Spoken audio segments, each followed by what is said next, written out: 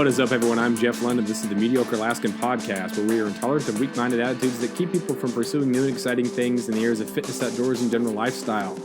Speaking of new and exciting things, the 5 people I talked to for episode 52 are absolutely all about getting out and experiencing new things. Episode 51 was Tonya Busse. Episode 52 is Tonya Busse's daughter and some friends. The friends went up to Chilkoot Trail and hiked that and did kayaking in Glacier Bay, and then came to Prince of Wales Island where we did some camping and some fishing. So great people, really nice to meet them and spend some time with them. And so now it was nice to kind of recap their trip to Alaska, the first ever trip for all of them. Recap it here for episode 52. Make sure you go to themediocrealaskan.com. Go follow Alaska Lund and the Mediocre Alaskan on Instagram and Facebook. And here we go with episode 52. There, yeah. Just ignore it. Just ignore the We're 10 seconds in. Yeah. So we're near a campfire, not immediately next to a campfire, but you can still smell the smoke, so that works, right? Speaking of camping, I want to start with Whale Pass. Ian, you had a death grip on MVP after day 1 with your 4 hooked fish, 2 that you got in. And then you wrote yourself into Whale Pass lore the next day with bringing out the wetsuit and catching a fish on the little island there, and then swimming across great white shark-infested water to get back. So what are your impressions of snagging at Whale Pass? Well, initially I wasn't sure if I was going to like it. I'd never done any snagging before in my life. It's like the first experience of that. Like an ethical type thing, or a difficult, or what was the... Well, I mean, just because I hadn't caught any. Like, for me, one of the motivating factors is when I catch something. Like, with any sort of fishing, like, the thing that motivates me is to catch them and then keep them. That's the point. A lot of my friends, they like to just fish and release the fish, but for me, it's like all about like eating them later, and it's part of that experience. So like when I first started out, I wasn't sure if I was gonna like it, but as soon as you catch one, Jeff gave me the rundown on how to bring it in, and so I was hooked after that, literally. Yeah, yeah. You losing the first one makes it almost better in the long run. If you lose one, you kind of get the feel and you get that craving and you get going. You don't get to like the Troy Fast level of absolute. I mean, that guy is crazy. Yeah. But you lose one, you just want it more. When you do get it in, you feel that deeper success. Yeah, yeah. Was it something you do again? Yeah, I would. It gives you a lot of confidence, I think, too, to go off what you're saying. But a lot of confidence when you catch one that you maybe can catch another. Like up until that point, it's like you don't really feel confident that you'll ever even catch anything for the first time or what. Yeah. So. Jordan, you kind of got attacked. Yours came right at you, and then it was then you had like a 100-yard backwards walk to bring it in. Mm-hmm. What are your thoughts on the snagging ordeal? Oh, I loved it. I was super surprised. Snagging wasn't what I thought it was going to be. I just had this concept in my head that it'd just be more shallow water and maybe not even with a fishing pole. It was whack. Just with some kind of a hook, and so I had no idea what I was getting myself into. Well, there had to be a lead-in though. Don or Tonya had to tell you a little bit about what it's about, right? No, they didn't really. I mean, what did you say? Were you camping and fishing, or what was? We're going snagging. Is what. He said we're going fishing. He didn't say snagging. I heard snagging. I had the same experience. Yeah, and I don't know. For me, like I love just go do new things and random things. So sometimes I just don't ask questions. Like, okay, we're gonna go do this, and so that's just another experience for me to do that, and so it was fun. When you look back at your experience in Alaska, that might be something that you mentioned. You went to Glacier Bay. That's beautiful, but the snagging thing is something that people don't even really think about.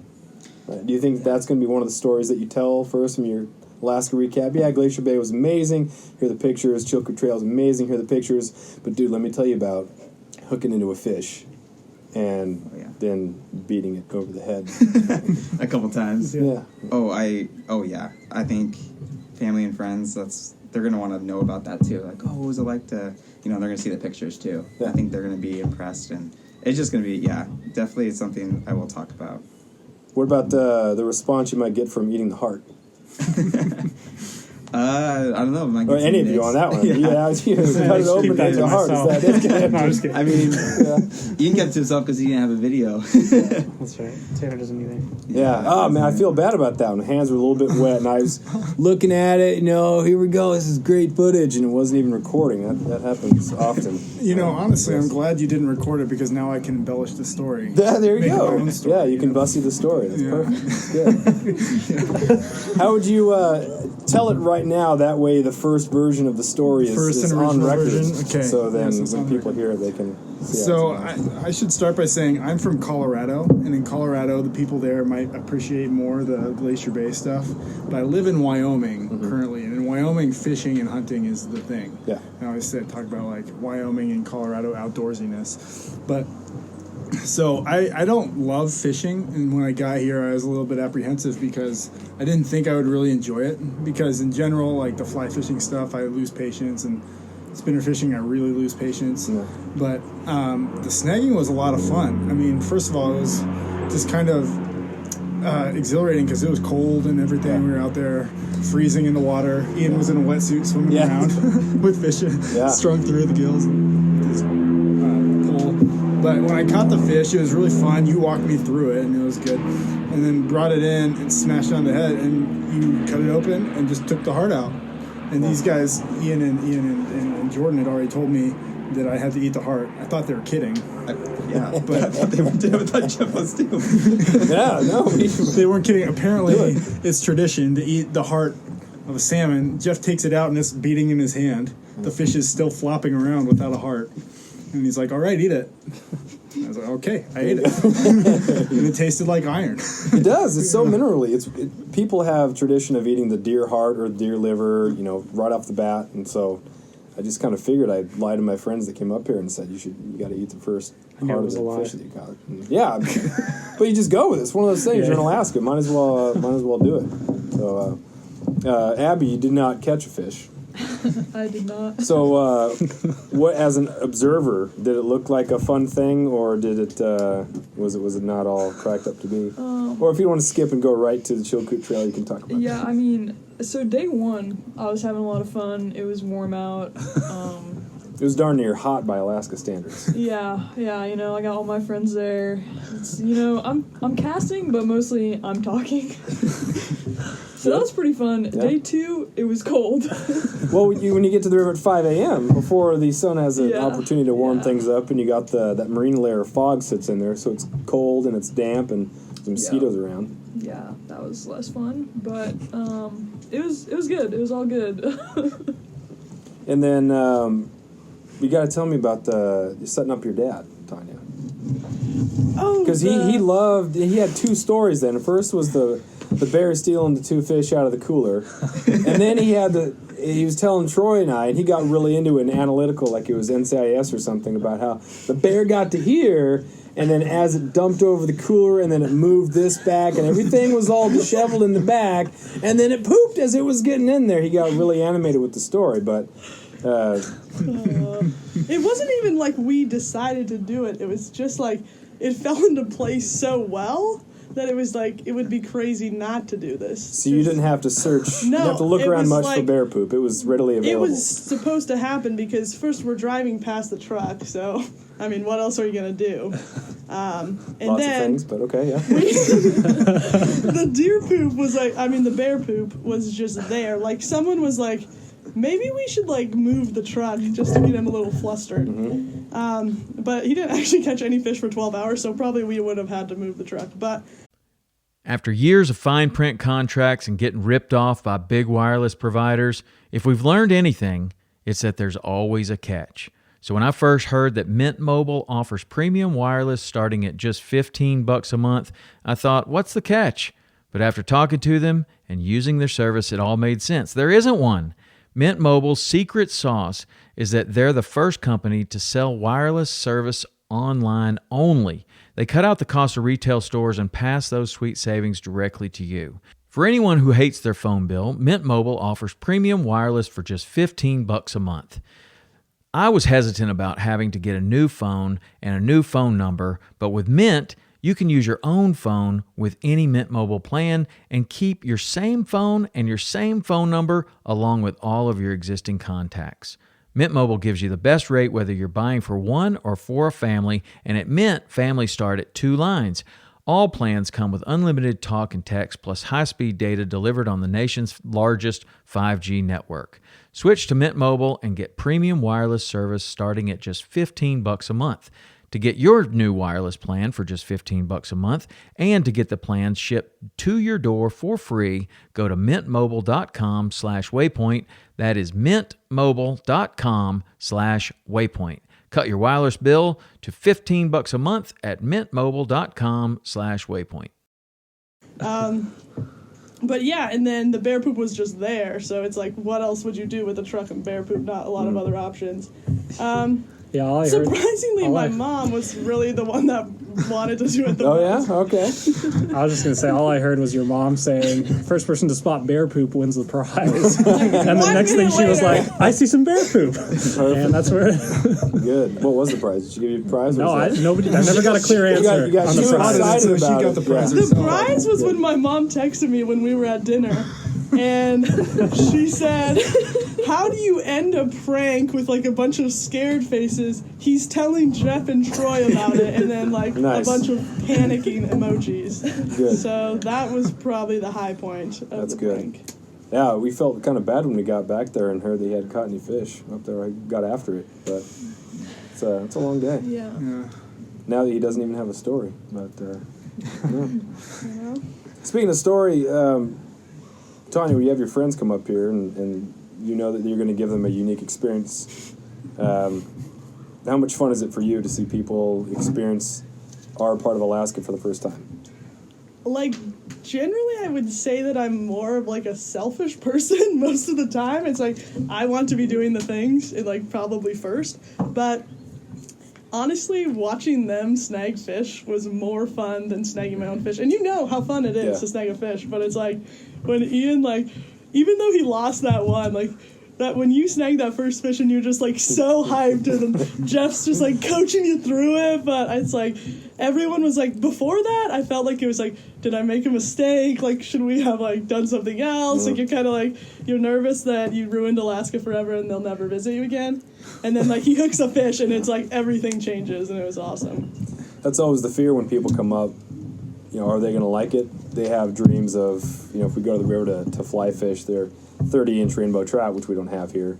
Tons of salmon and king salmon, so if they come up and they don't have that experience, then it's going to be a little bit different. But it's nice to have people with, like, your guys' mindset right off the bat. You are having fun, and that was it was fun for Troy and myself to be around people who are getting after it and having fun rather than being impatient. You know, 5 minutes in, and we're not catching fish, and get whiny. So it was a lot of fun. And the camping part too. You guys are good at camping, which is good. It's really fun for me because Jordan said they, after traveling through Glacier Bay and stuff, I talked to Jordan at the ferry terminal, and he's like, "Yeah, we're just really excited, like just kind of like be at a house and like just shower and relax." And I was like, "Great, because we're going camping tonight." Yeah, good. It's our recover times. You know, we take a couple days, we go camp, we do things, we can take a shower, go back, then right back out. So. Yeah. Well, the camping at Neck Lake isn't hardcore camping. It's a pretty docile for Alaska. But Abby, we'll let you start on the Chilkoot. Do you go to Chilkoot Trail first or Glacier Yeah, we Bay? went to the Chilkoot Trail first. Talk to us about that, or me about that. It's an interesting place. It's kind of, it wasn't my favorite kind of backpacking because everything is very structured and where you can camp and stuff like that.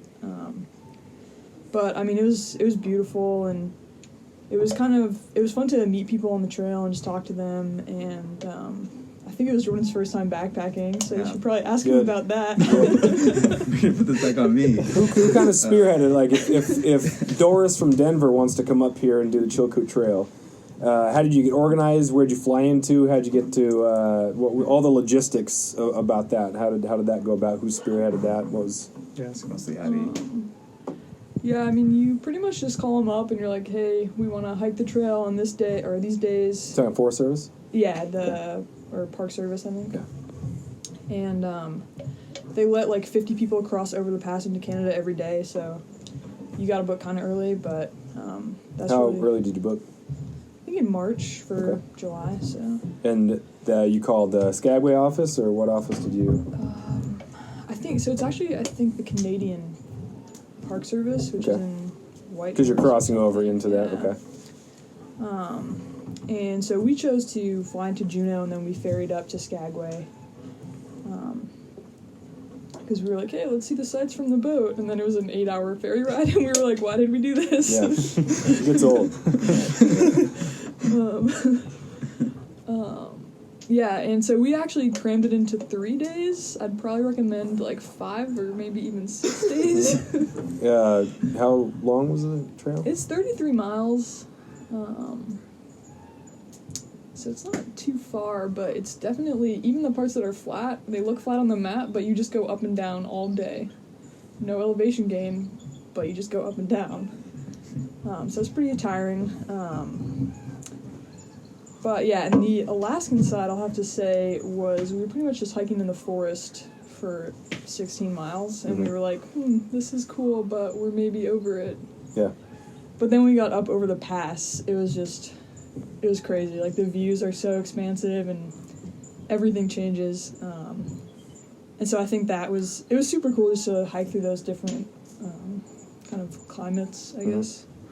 And how'd you choose the Chilkoot? Have you done other hikes, and then Tonya's in Alaska and it's close enough, or how did you choose that? Yeah, so originally we were just going to come up and visit local legends, Tonya Busse. Yeah. But his wife, she's always wanted to hike the Chilkoot, and she told us that. She was like, you guys got to go. So we're like, all right, let's just throw it in there. We'll do it. That's kind of how it all began. Yeah. We didn't really know a whole lot going in, but we know it all now. For the pack, what would you recommend? What was something that you brought that you're glad you had? Something that you wish you would have brought? What? So this is actually kind of interesting. So, I have backpacks, like not a good amount, and I like to just go as light as possible. I don't like to bring anything. Like, I like to just be comfortable when I'm hiking, because you're hiking most of the day. But we actually had a friend from Juneau join us, and so I already had all our gear in our pack, and so I was like, you know what, just pack your clothes, whatever you think you need, pack half. And so we're hiking, and probably on night 2, she's like, she goes, yeah, I brought 7 shirts. And we were like, oh my gosh, that's why you've been struggling this whole time. So yeah, definitely I would say fewer than 7 shirts would be ideal. Yeah. Did you use them all? No. No. But yeah, I think, what was the question? Unnecessary items or necessary items okay. you wish you had? Yeah, unnecessary items, probably more than 4 shirts. Also, shampoo, you're not going to be able to use it. Necessary items, I mean, just kind of your basic, you need a water filter, you need your cook stove, your tent. It gets really rainy, but they have these nice little cooking shelters that you can light a fire in and dry stuff out, so that's super nice. So you don't need to go crazy, I would say. But yeah. What about you guys, things that you recommend gear wise? So we're used to backpacking and bringing headlamps and other lights. Well, when I've backpacked before, that's what I usually bring. That's a necessary item. But I can count on one hand the amount of times I actually used my light on the trip, and that was just a different experience for backpacking in Alaska, because the light it's light so much longer, and so for the first even few days, I didn't even see the darkness. We were going to bed fairly early, we're tired, and we didn't. I was has a day even passed? I'm not sure. And so it was actually funny, because in those shelters was the only time I actually used the light, because it's when I go indoors, which seemed the opposite of what I'm used to. So I guess the headlamps were less important than I was originally thinking. Have one for an emergency, but as far as backups and batteries and all that, you don't really need it as much. And I brought a lot of batteries and stuff for that kind of thing in case they go out, and didn't really need that either. So that's something that I didn't even think about or didn't cross my mind. I'd heard that it was light a long time here, but didn't realize how much until we were actually out there. And so that was one thing was kind of, I guess, unnecessary from my perspective. But the rest of it, we had phenomenal weather. First of all, Abby mentioned, we went over the pass, but it's like such a rare experience from what we're hearing to get blue, like almost blue skies. Like there's some clouds, but like to be able to see as far as we could, like we could probably see for like 10, 15 miles out of the distance, and you could see the lakes laid out in front of you. So that was just an unforgettable experience. But yeah, it was, so we brought a bunch of rain gear and stuff like that. And so, and that's, I think, normal. You'd want to bring that with you. But since it wasn't raining, I was wishing that I didn't have all of that in the pack. So. George, that was one of your first, or your first? Yeah, first backpacking. First? Yeah, first. One of one. One of one. Accomplished, done. Yeah. There's, And I'm going, never again. No, I'm just kidding. I loved it. I would do it again. Yeah. You feel like what have you been doing with the rest of your life that you haven't been backpacking before? Yeah, that's a good. So when this was, since you've never been backpacking, they're saying, we're going to Alaska, doing the Chilkoot Trail, and you Googled it, and there's this iconic image of people going up there during the winter. Well, what were you... Oh, I never saw that. you did you do any research at all about what's going on here? Like, I've been to the park before. I couldn't even get the name right. I couldn't even. People were like, "What are you doing?" I'm like, "I'm hiking this trail." Oh, what was the trail again? Chilkoot. Starts with the C. I didn't start with the C. So that was like the gist of it. And so my friends and my mom would ask, I'm like, I'm just hiking this long trail. It'll be fun. Whatever. So that shows how much I definitely wasn't a planner, much of a planner in the trip. I'm just more of a like, yeah, it sounds fun, let's do it. Like, pretty easygoing. How was it physically? It wasn't bad. You don't really need to, I guess, obviously I'm pretty young, but didn't really need to train for it or anything. Like, it was really the second day was the toughest because we went 13 miles in a day, and that was the day we went over the pass. And so they have these things called the Golden Stairs, and so you're going up a little steeper. You're climbing rocks. You're kind of scrambling, going through some snow. It's pretty kind of high intensity for a little bit, but it's actually one of the best parts. Like, I loved it. That was probably my favorite part because you weren't just hiking. Yeah. You're actually like using your arms to climb up these rocks and get up to the summit, the top. So, was there ever a point when you were like, dude, this is something else? either for good or for bad. Some people, you get the euphoria, the hiking high. The opposite of that would be, I can't feel my legs. yeah, probably at the top of the summit, like just the views, how it opened up, because like Abby said, like the first part was more of a rainforest, and it was more confined in there, and there's a lot of moss, and we're going through these roots and mud a little bit, and then it kind of opened up after we went over, and it was just a lot of just huge mountains, and I was really surprised by the waterfalls. I didn't realize how many waterfalls there were going to be. Like, you look just waterfall, and it was just opened up with these big lakes, and it was pretty amazing. Are you afraid your next one's going to be a disappointment? Yes.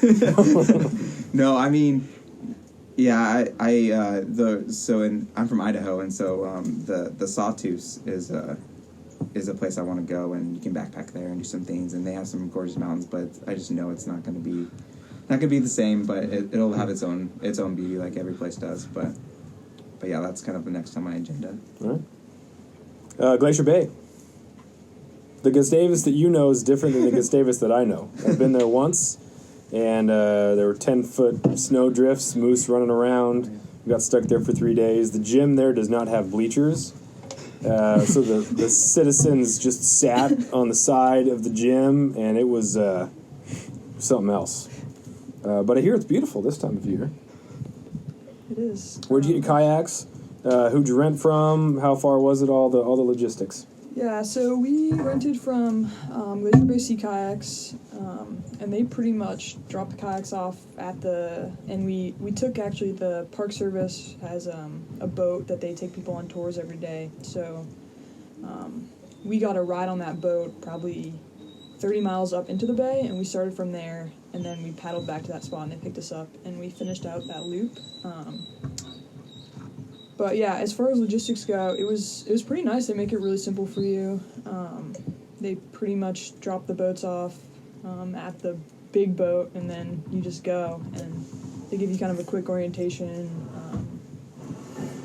Pretty much tell you not to be stupid, like there are bears and stuff like that. What was one of the don't be stupid rules? Petting them, feeding them. Hungry family man. Yeah, I mean, you know, like make noise, don't cook where you're sleeping. You know, if you get on shore and there's just, you know, a bear sign everywhere, like maybe paddle up the beach a little bit to camp. Don't play jokes on people. Camp, yeah.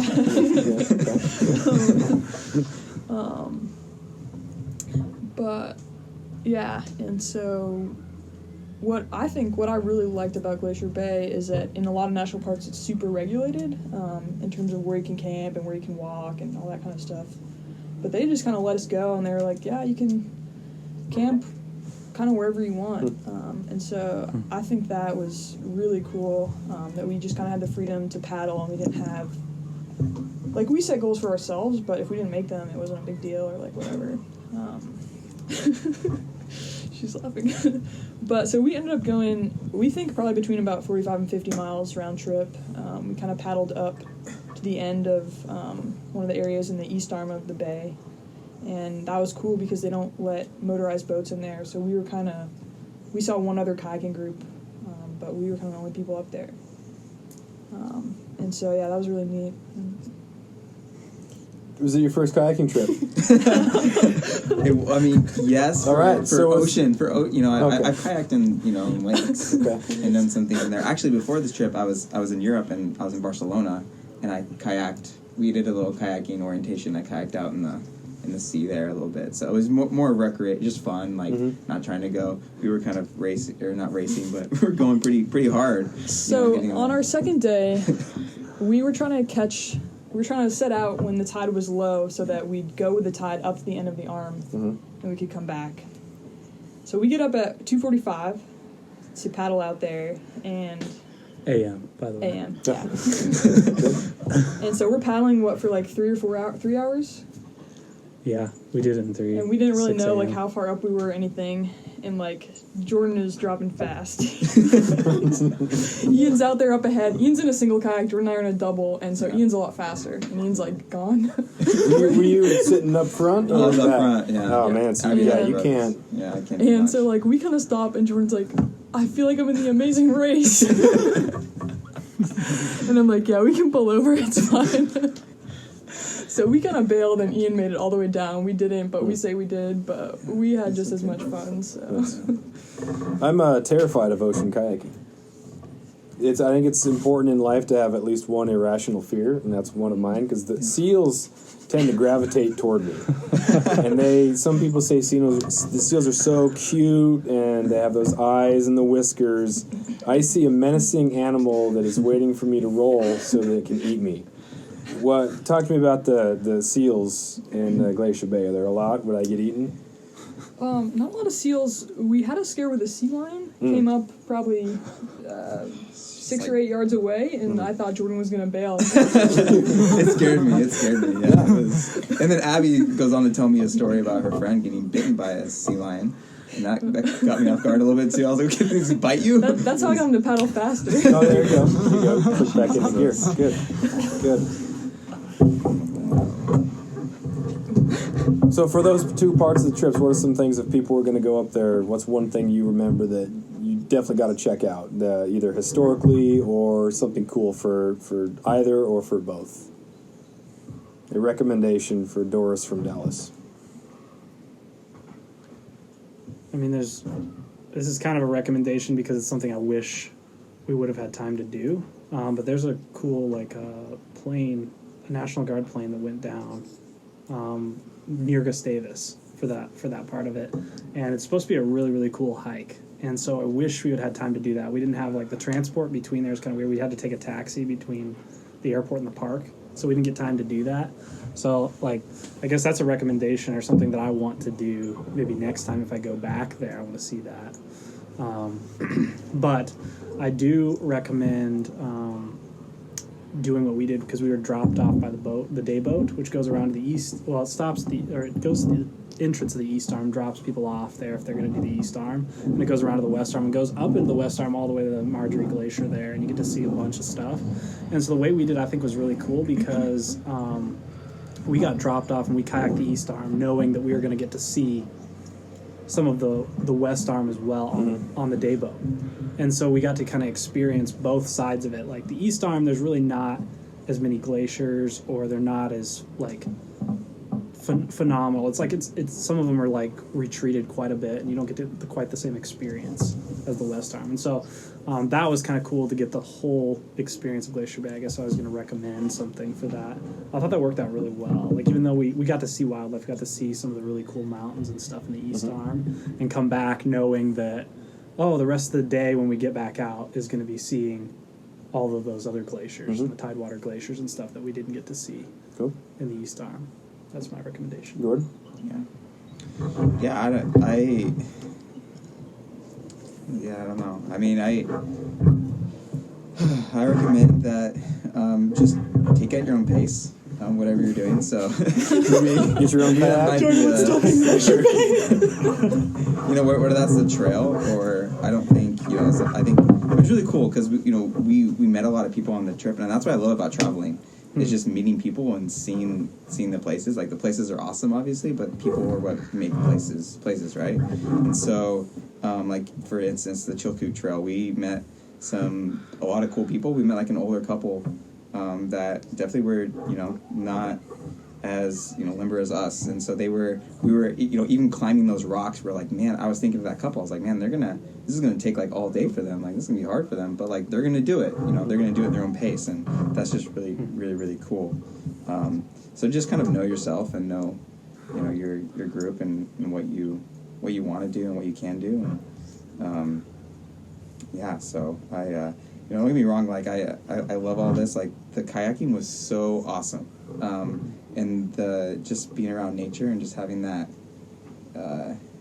just that stillness, that calmness, was just something else. Like, especially when we stopped paddling, I think those were the best times that we had. Because we weren't moving, and it wasn't time our arms were going to fall off. But also,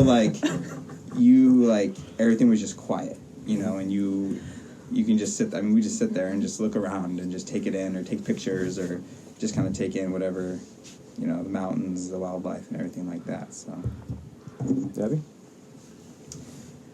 Yeah, I think I really enjoyed Glacier Bay, and I think I wasn't expecting the wildlife to just be so abundant and so easy to just see.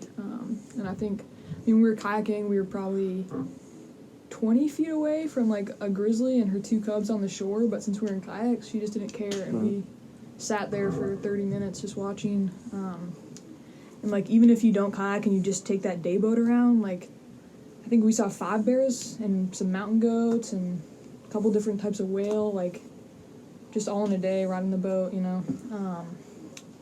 And so I think that's just something that's really cool. I mean, that you can't experience anywhere else, I think.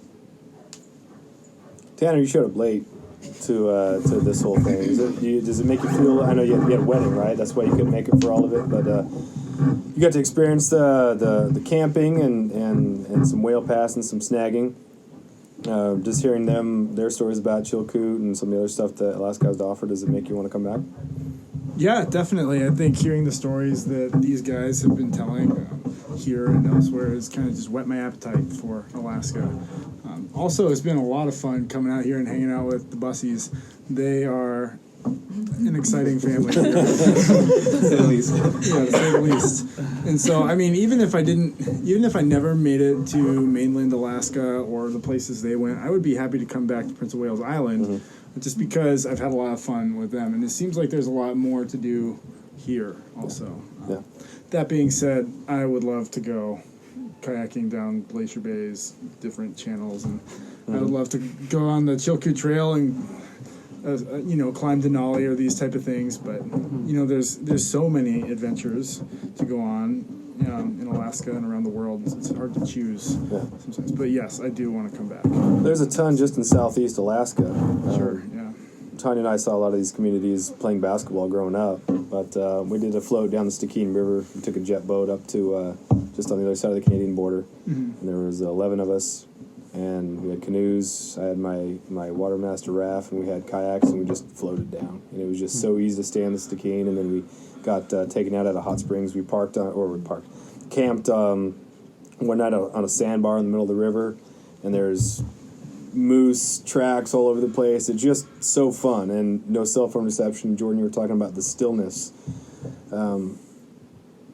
I got moments when you're just floating down there, or you're just sitting on the sandbar, where you start thinking about how many people can't do this for whatever reason, never get the opportunity, money, or whatever it is. Do you think about those things sometimes, that you're glad you're able to get there and appreciate this? Sometimes things are, you want to do something so you can tell someone else about it, and so you lose the connectiveness with that moment, and you're sitting at the top of the trail, or you're floating down and you're watching grizzly bears, and this is a heavy, heavy moment. This is a beautiful moment. You guys have time to kind of sit there and be alone and still and kind of drink it all in? As you have a couple of those moments? There were some of those moments. I think I definitely wish there was more moments. We kind of packed a lot in to a few days, so we got to see a lot of stuff, but not a lot of maybe moments for me personally to sit and to ponder things as much. I was in a single kayak for that part of it, and so I did have a lot of time just paddling to think on my own, but like not like in the like quiet, you know, just to sit there and enjoy that part. And so I if I went again, that would be one of the reasons, would be to kind of maybe re-experience some of those things in a deeper way. Jordan, Red? Yeah, I thought about it. I'm pretty sure Ian said this, something about, you know, maybe only 5% of people actually get to do this and experience this with what we're experiencing now, or just a very small percentage. And that got me thinking more of like, wow, yeah, like not everyone gets to do this or wants to do this or even knows about this. You know, I didn't know about it before, you know, we started doing some research and planning this whole trip. So that made me think a little bit more, and definitely had done a lot more thinking on this trip, and I don't know, just kind of that deeper meaning. And this is where I'd rather be. You know, I'd rather be in places like this and do things like this, and then kind of be in the fast pace. Mm-hmm. Well, you're going to be a high school or a middle school counselor, and so obviously this is much better than work. But did you ever think about the medicinal qualities of having these sort of experiences? There's a lot of malcontents in the U.S. right now and around the world that need to be medicated to deal with their sadness or their, you know, lack of purpose, lack of whatever. So how is experiences like this, how is it going to impact you in being able to direct people to real things as a way of kind of coping with the harshness of life? Yeah, wilderness can be a real therapy. It really can. And there are therapies or different things out there, but I think we were talking about like our deeper meaning of why we want to go places and do these type of things, and we had a good conversation. And for me, ultimately, it was to really try to understand people better and to see more things and just really understand the world better too. And so I can relate with people more, and then kind of have that of like, yeah, I've experienced this. I'm by no means maybe an expert or know exactly what I'm doing, but I've gone through this. You know, this is something that we can talk about, or you know, however that leads that conversation or that relationship I have with that person. But yeah, because you know, we're in college, and so we always read all these stuff about like all these places, all these things, but it's one thing to read about it, but to experience it is a whole nother thing. And I think that's kind of my goal, is to go out and experience it and change my outlook on that, and that's where people get drawn in, and people I work with, or you know, the kids, or if they're adults too. But yeah, I think that's so important. So yeah, do the best I can to try to relate and see it in that light. Abby, it sounds like you have a fair amount of experience doing these sort of things. Is it for the rush, or is it for the reminder of what's out there? And it can be both.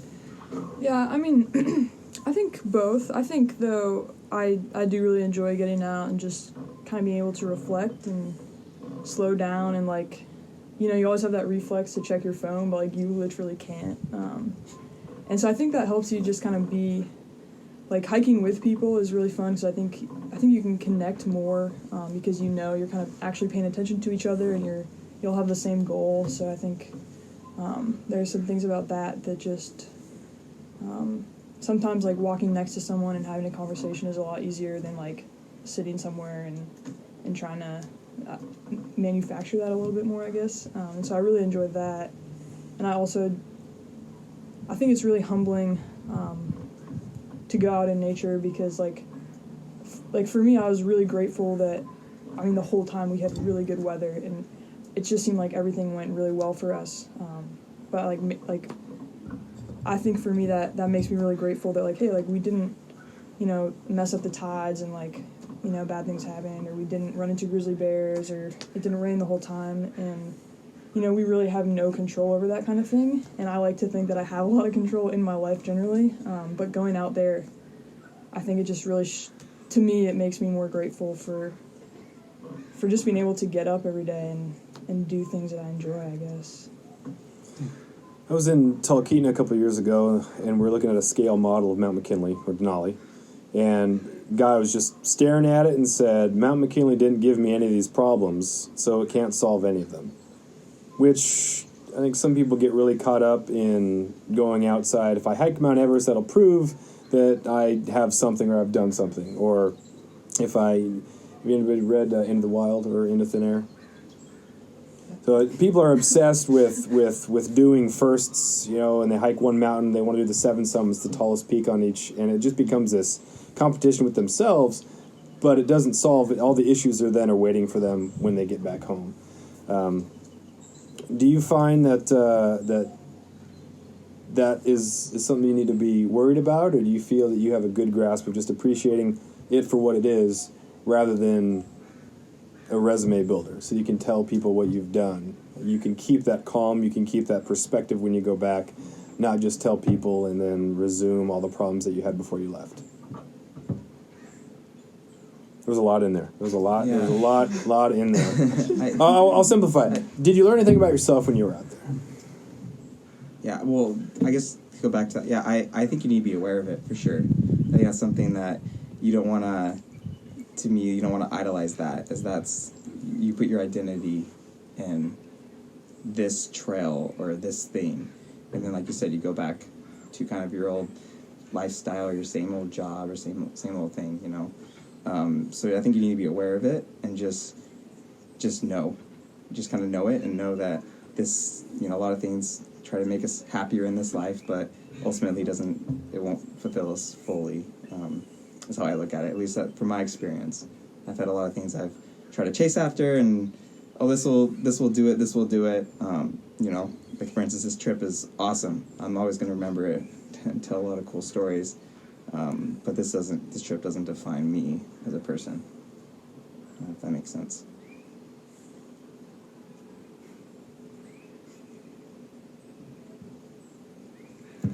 Yeah, I think for me, I grew up outside Boston, and This is not Boston.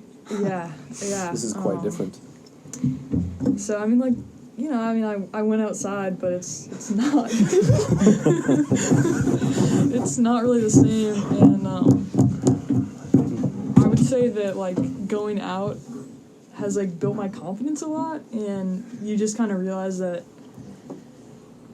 I'm never gonna be the best at anything, or I'm never my name will never come up in any kind of important context. But that doesn't mean that I can't do things that are meaningful. And so I think that just that confidence that hey, I can survive, I can do things that are cool is kind of nice to just know for myself. Yeah. I think a lot of people limit themselves by saying, I'm not that type of person. I can't kayak, or I can't. Chilkoot Trail is a little bit too much. I'm going to keep in my comfort area. And one of the things that I've learned going out and doing new things is that you're capable of so many more things than you think. Absolutely. And it's until you trust yourself to get out there and expose yourself to those experiences that you really find out that, dude, I can do this.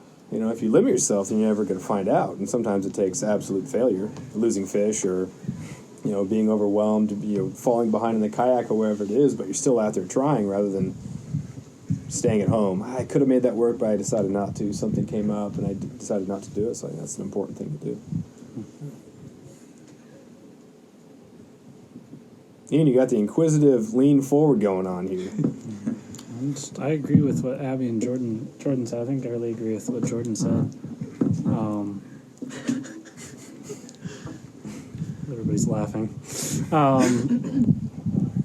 I don't know if there's anything particularly that I learned about myself, I guess, to answer your simplified question that I didn't already know.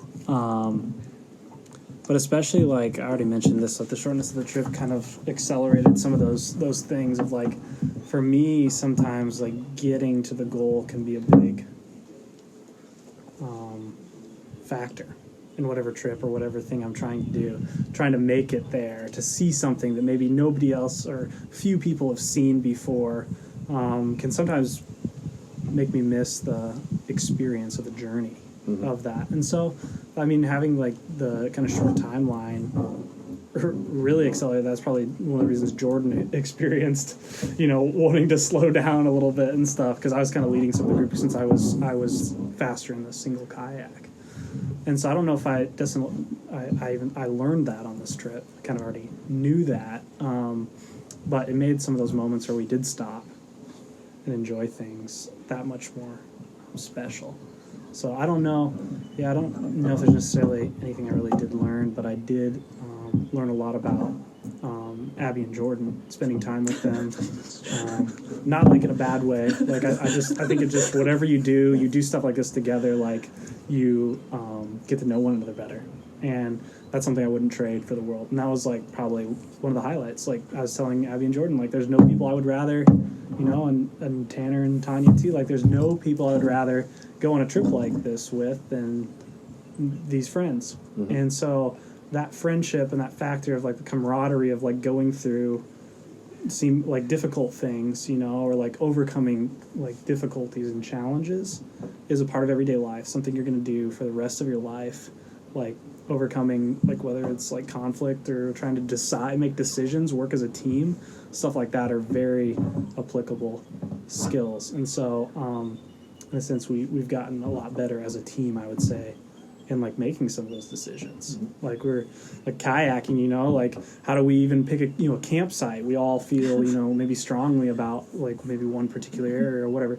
So that's like a good experience, like just trying to come to a consensus on one thing, and like knowing that not any one person is like commandeering or trying to control the trip, but like we were all very like give and take. It was kind of like, Jordan's like very good at this, like very flexible, like with different things. Like he was able to like kind of roll with the punches and do stuff. And so learned a lot about that, and able to like try and be more flexible from what Jordan was doing. But yeah, so I think that's really good teamwork and stuff and friendship and stuff that maybe you're overlooked because you're in that nature and everything that you don't think about that we're experiencing that, because we were all together. But I think that was really valuable.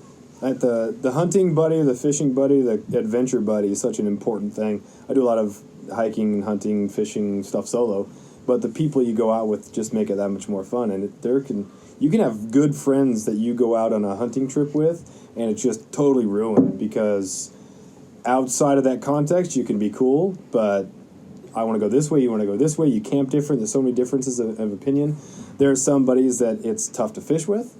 Even when I used to golf in California, I could not golf with a couple of my buddies. I'm never going to golf with you because it doesn't work out. So to find people that it's a great adventure and you're toward the end of it now, but you're all still cool, and that's kind of those are high stress, high pressure situations. So it's nice that you guys are all. Yeah, and I have an example of that. I mean, when we went fishing, we've all kind of known each other, went around, and it's like, hey, we're going to meet Jeff and Troy, and we kind of, we're like, hey, who are these guys? And so I was just impressed and amazed how you guys were just very welcoming and very, like, wanting to help us. Like, you guys wanted us to catch a fish. You wanted us to have this really good experience, and I really appreciated that. It wasn't just like, I'm just going to keep on fishing and do my own thing, and you guys were very intentional in how you guys wanted that to go and how you really helped us. And so we appreciate you taking time away from your fishing to give me that ride. Yes, just the small things like that. I had your own story. I got up to the trail and you had your hands on top of your head. I didn't see anybody else there. I thought, She's just staring at a truck that's not there. She left like 5 minutes ago. Like, she's just still trying to cope with this. This is not good. Then I saw the other people, and I think I asked you if you were just standing there or if you were talking to those people. But I think you've all mentioned a little bit. It's people make the place. You know, Alaska is a great place, and Klawock's a great place, and Ketchikan's a great place. But people. They make it, you know, the people you choose to spend your time with, it's so important. So that's why it's fun to have Troy up here, and my other buddies that come up, man. It's just, they're amazing people. So we could be in Barstow, and it would be fun because you're around great people. And then you put it Alaska with great weather and fishing. It's just awesome. And so kind of training yourself to help other people out, it just makes it that much richer. You know, you're able to help other people through it and help them have that moment, and it's great for me because it makes it new for me again. It helps me appreciate it's not just about am I going to get 6 fish today or not. You know, it's watching person just that euphoria, that bewilderment, that what is going on, this fish is taking off, what do I do. After you've caught your first fish, you never get that again unless it's first fish on a fly rod or whatever it is. You know, you kind of lose that. You've caught more fish, so to make it new again was great, and it's fun to be able to be there for other people and remind it's not just about what life can provide me to make me happy. It's about the people you spend time with, and that's always fun for new people to see that. But best part of the trip, or best part of Alaska? Can't say everything.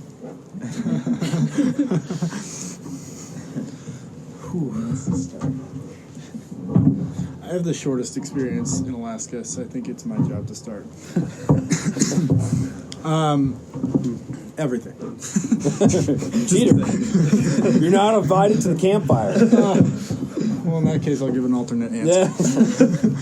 I love the people here, and you were just talking about this. Jordan brought it up, but right before I caught my fish, I was complaining about the rod I was using. I wasn't able to cast it and things like this. And then Jeff comes up to me, he's like, "Here, use this rod. It's a better one."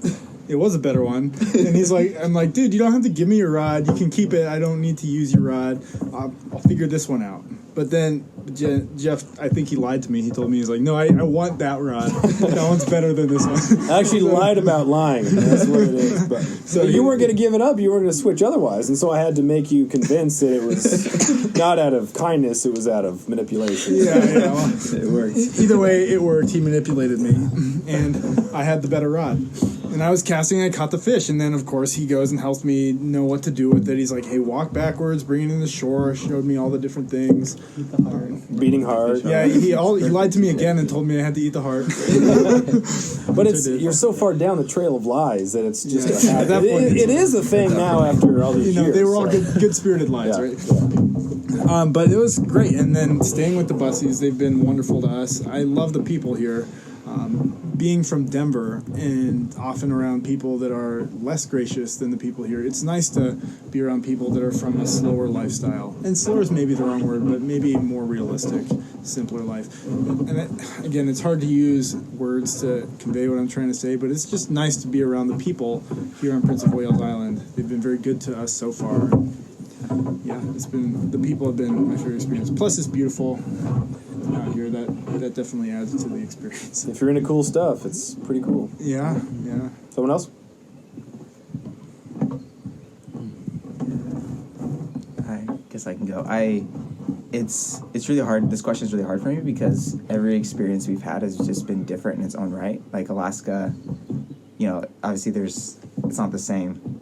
Like for instance, the Chilkoot Trail was a lot different than kayaking, and then this Prince of Wales Island, we've done some awesome things already. It's just a lot different than all those. But I don't know. I would say the thing that would stick out most in my mind was kayaking in Glacier Bay for sure, and seeing all the wildlife in the water, on the shore. Those camping nights with Ian and Abby, and the last day on the island was actually pretty fun. Where we just it was really sunny, and we were laying out and doing some fun stuff and kind of exploring the island and things like that. So I think kayaking in Glacier Bay is probably the one that'll stick around for a while. I mean, I think for me, kind of like what you're saying, the people is for sure the best part. It's just been super fun to be up here and experiencing new things with a bunch of people that I love, and just, you know, the bussies pull out all the stops, all the toys, you know, shooting all the guns, taking out all the, yeah, so it's been a good time with good people. Yeah, I mean, I also want to say people because they were important, but I do want to say that, I mean, I have a hard time picking. This is a hard question. Tanner and I have talked about this before, but it's really hard to pick a favorite, so I'm just going to pick two of my favorites. There's one on the Chilkoot Trail before we went over the pass. That night, we got to stay at a place called Sheep Camp, and there's really cool shelters, big shelter, like where they give like an orientation for going over the pass. And we hung out there. That was one of my favorite nights of the whole trip, because we just hung out there in the shelter for a long time that evening, and we just played some cards, and we talked, and we laughed, and we had a great time. And so that camaraderie and stuff was really valuable to me. I thought that was one of my favorite nights. It was like warm. It was perfect, like weather, you know. We were like all geared up and ready to go for the next day. You know, we were excited for it, excited to go over the pass, like maybe apprehensive, and so I really enjoyed that. It was like one of my favorite parts of the Chilkoot Trail. And Glacier Bay was also really, really cool. Like definitely something I'd never experienced quite like that. Multi-day kayaking trip. Hadn't done multi-day or like packing, you know, stuff into your kayak. So it was a new experience for me, and so it holds a special place in my heart. But definitely the last day we stayed in this place called Garforth Island, which is right next to the pickup point. And like, so this whole trip, first of all, is like, it's just gone very smoothly, you know? And for me, it's easy to think like, oh, we picked a good time. We picked a good time of the summer to come, and so it's because of something that we maybe set up. But like the whole time it was just like nothing could happen this in such a perfect way, you know, that we could have done anything about it. Abby, like Jordan touched on this, but like for me, it was just a cool opportunity to say, like, this is not because of anything I've done. It's like God set up this experience for us to, you know, the weather was just phenomenal. And so then when we got to the Garfield Island, you're tired, you know, we got to hang out that evening. We had the whole afternoon. We're eating the rest of our food because we overpacked the food for this part of the trip, because the first part in Chilkoot Trail, we almost didn't have enough food. We didn't eat any food the first 2 days, because to eat, you have to get out of the kayak, and it's really annoying. Yeah, that was another problem. But anyway, so we were like finishing up our food, and so we're just like laying on the beach, like joking about how people think we're the whales, you know, beached out there. But no, it was fun, and then just hung out there. It was so nice. And add bonus was when we pulled up, there was like a killer whale, or several killer whales just going at it out there right in front of us. So we just set up on the beach, watched those for hours. Like I didn't even sleep in the tent that afternoon. I just took a nap, just laying out on the beach. And so that was really cool. I enjoyed that last day a lot. It was almost like, you know, you went in there, came back out alive, and we were just hanging out together. And it was beautiful weather, and so I really enjoyed it. It was two of my favorites from both parts, because I can't pick which part. The Chilkoot Trail. It's fair. I'll allow it. Yeah, but snagging too is cool when you caught those fish. It's a different type. It's hard to compare it. Yeah. You know, it's Very just tough. so different. It's not the bucolic scene. It's not an experience. It's just a high intensity thing. Okay. Yeah. Closing thoughts? Come to Alaska. I'm probably moving in with the bussies, so Okay, we might have to go back. Yeah. keep posted. All right, we got some golf balls to hit in the ocean. So thanks for doing this. About an hour almost. Pretty good.